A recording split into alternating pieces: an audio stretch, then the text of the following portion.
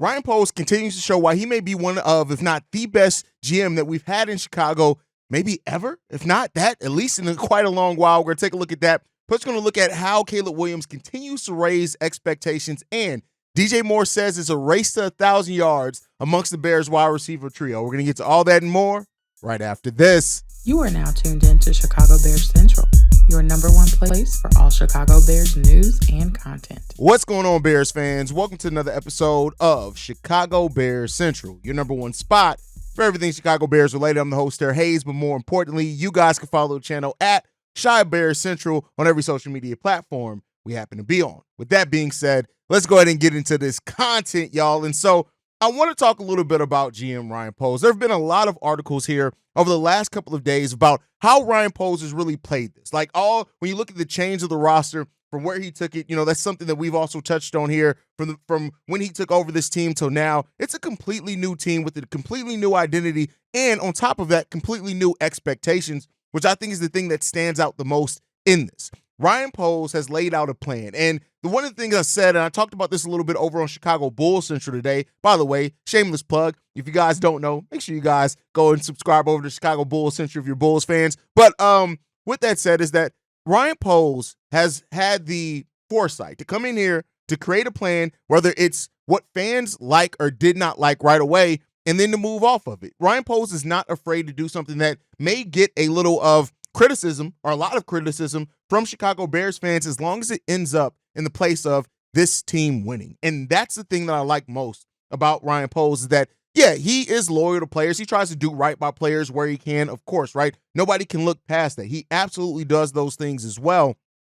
But ultimately, it all comes to serving the greater goal. And the greater goal for this team and this front office is to get the Bears back to being a winning franchise and eventually win Super Bowls. And that is the goal for Ryan Poles. And I, for one, am somebody who, and not to say you want to be a dickhead or asshole or anything like that, right, to players, but if you are, if your main focus is it's doing what it takes to win, it's putting people in position to help win, and that's even with some Bears fans, right? And some of your guys' own criticism, some of my criticisms, right?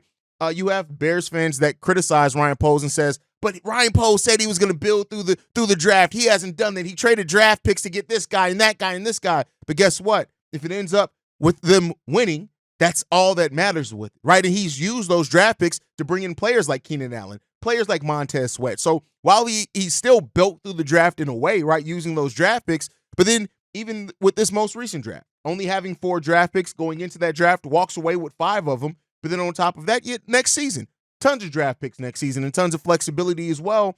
And that is the kind of foresight that you need when you're trying to build a winning organization. Or for people like me, people who wanted to see Justin Fields get a try and an opportunity with a revamped offense, but he's gone. He's moved on from Justin Fields. He drafted Caleb Williams, brought in Rome Odunze, got Shane Waldron, and then completely revamped it. I was one of the loudest voices saying I would love to see Justin Fields get an opportunity with these changes that Ryan Poles made. But Ryan Poles decided to move on. And as long as Caleb Williams ends up being successful, you think, look at it.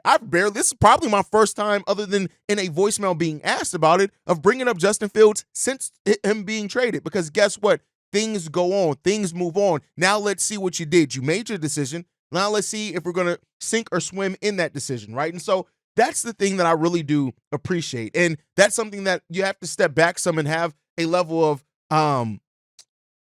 openness about it, right? To really look at it and say, and that's not something that all fans have, and that's across every sport. They don't have the ability to take a look at it and say, listen, this is not what I wanted to see the team do, but let's give it a try. A lot of times us fans, because we are boisterous and because we're tired of losing, will complain and do things like that. And that's your right. I'm not saying anybody's wrong as a fan to have that. That is 100% completely your right. But the thing that we need to start asking, especially this season, if the Bears make the playoffs this season, is it time for more Bears fans to start trusting Ryan Poles? I think the majority of fans do, right? And while we all have our biases as fans and things like that, but it may be time to start giving that complete trust over to Ryan Poles. Now, I can't say that everybody should do that while we still have not won yet, right? So once we become that winning, and that's why I said it and worded it the way that I did. Well, if we make the playoffs this year, and God forbid we do something even more than that, but if we make the playoffs, it really is starting to change things about the way this team looks. Even when you look at this process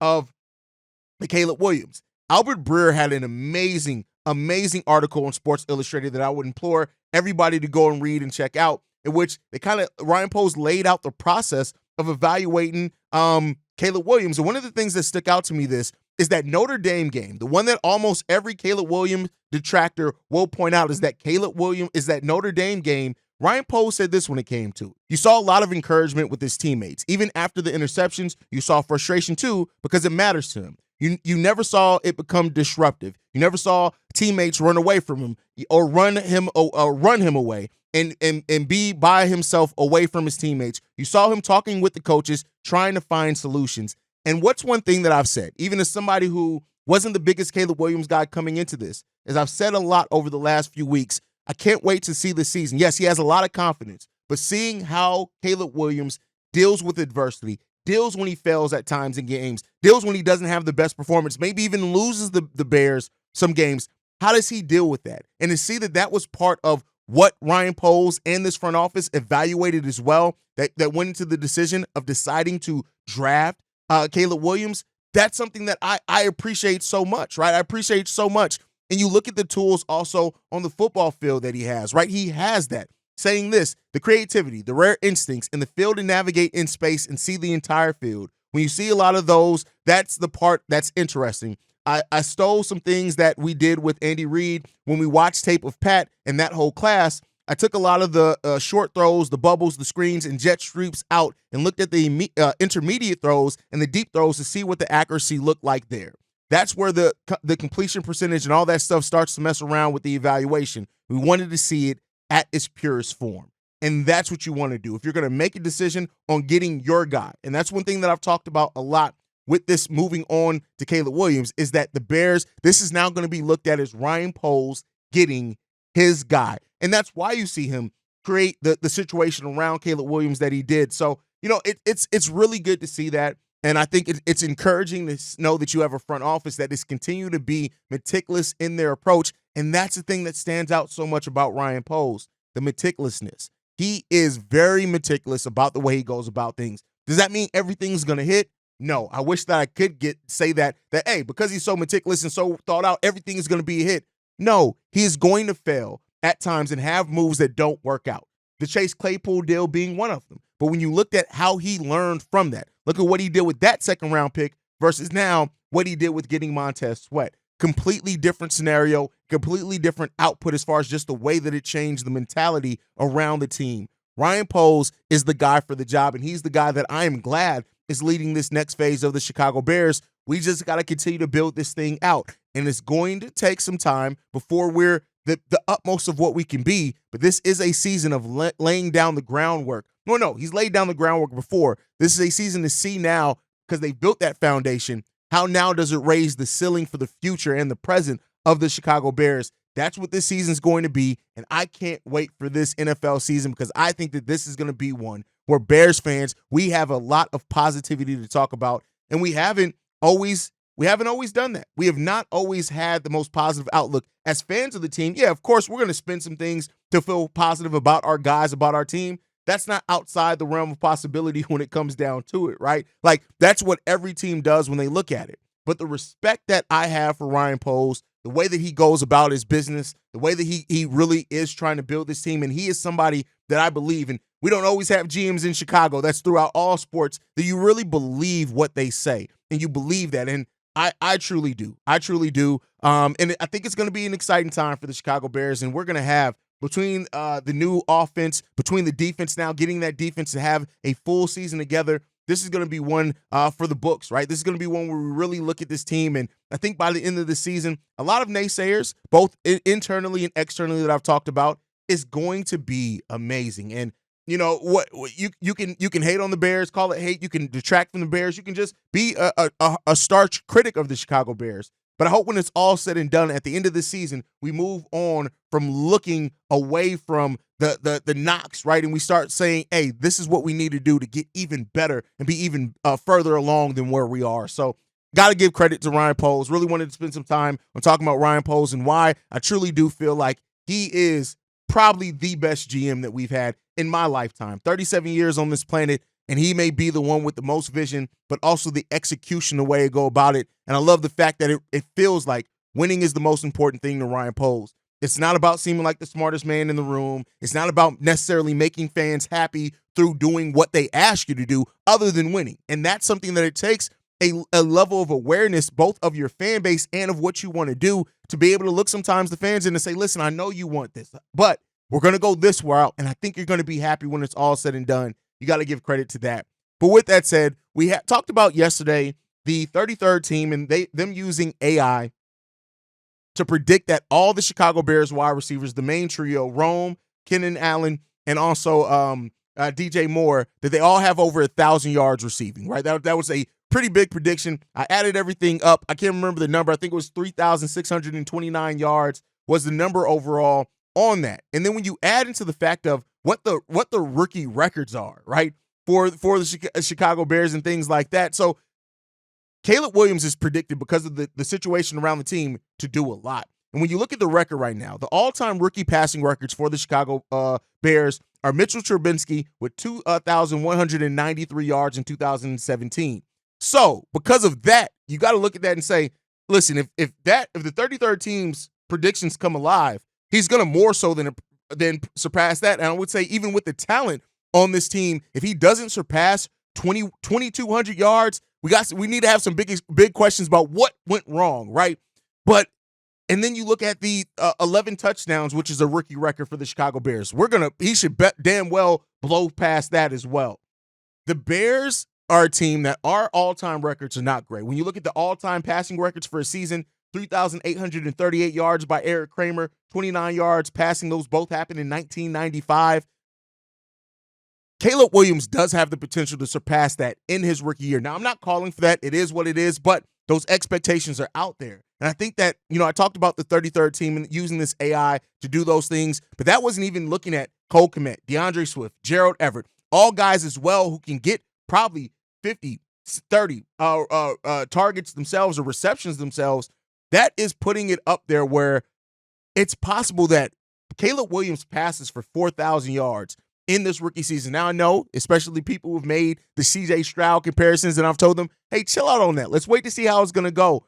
I'm not predicting that to happen at all, but I'm saying that is the situation, and it's not just because of Caleb. It's also because of the talent here around this team. And for that, DJ Allen, mixing two people. DJ Moore came out and said that we all eat. I feel like it's going to be a race to 1,000 yards between the receivers in the room, so it should be amazing. And one thing that we talked about, iron sharpening iron, the spirit of competition, and not to be petty or anything about it, but because they know the expectations that they all have. That's the confidence in that wide receiver room from those guys. So you look at the veterans in DJ Moore and Keenan Allen and adding rookie Romo Dunze to that. I'm in no way saying that if they all don't end up over 1,000 yards, it's a disappointment. I'm not saying that. I know some people will, but I think that it just speaks to the weapons and the different place that this Chicago Bears team is in. This is a team that is taking offense seriously. And that's not always happened throughout the history of our franchises, that the offensive side of the ball has been taken as seriously as what it seems like Ryan Poles, Matt Eberflus are taking it. Eberflus even saying what went into the Bears drafting, going offense instead of defense. And he just said, we were going the best player available. You can't do wrong by adding more weapons. That's the mindset that you want this team to have. And the execution part of it now falls to Shane Waldron, that offensive coaching staff, and the players to get it together. And so when you add all that in, the expectations, the talent, Caleb Williams calling players that come have off-season workouts with them, the rookie training mini camp that happens in 2 days, right? All these things go a far and a long way into really building something different here in Chicago. And that's the thing that I'm most excited about. This is the team is operating in a different way. We just got to hope and but hope that it all comes together in the way that it looks like it's going to on paper. And if it does, man, listen, this is going to be a team that not only is going to have some success this season, but we're talking about sustained success over a period of time. And that's not something we've always had here in Chicago. We've had those spurts where we've had some time where we look pretty good, pretty solid in, and then that's gone down a little bit. So, high expectations here for the Chicago Bears, high expectations for everything. I cannot wait for this season. And that brings us to the last topic. It has now been announced. It was some thought that it may happen this week, but the schedule release will officially go down May 15th. So be on the lookout for that. That's exactly a week from today. So we'll be live to go over that schedule. We'll even have our predictions once that schedule drops. And so, hey, this is going to be a fun time. Don't be surprised if some leaks come out between now and then. That's kind of what happened last season. We'll cover those leaks as they come out as well. But the official season release, May 15th, we're going to know exactly when. We know who we're playing, but we're going to know when and how the schedule works out. And that's going to be something that kind of helps us with those predictions. But the season is on. We are not too far from training camp, which means preseason is right around the corner. Let's get this done. Let's hope that the Chicago Bears are prepared for this. And let's hope that this is a damn good Bears season, one in which this Bears team is competing for more than just to finish the season. Let's hope that we're competing for postseason play. We better goddamn well be. And I know a lot of Bears fans are going to share those sentiments as well. But let me know your thoughts on all the topics down below. If you're on the YouTube side, if you're on the podcast side, I'm about to tell you how you can get your thoughts in. Follow the show at Shy Bears Central on every social media platform. You can send us any feedback, questions, comments, concerns. ChicagoBearsCentral@gmail.com. And then lastly, if you want to leave a text message and our voicemail for the mailbag, the number to do so, 773-242-9336. We are the number one spot for everything Chicago Bears related, thanks to you guys. And like I like to end every episode on, Chi-Town up, but bear down. Love you guys. Peace, y'all. This has been a presentation of the Break Media.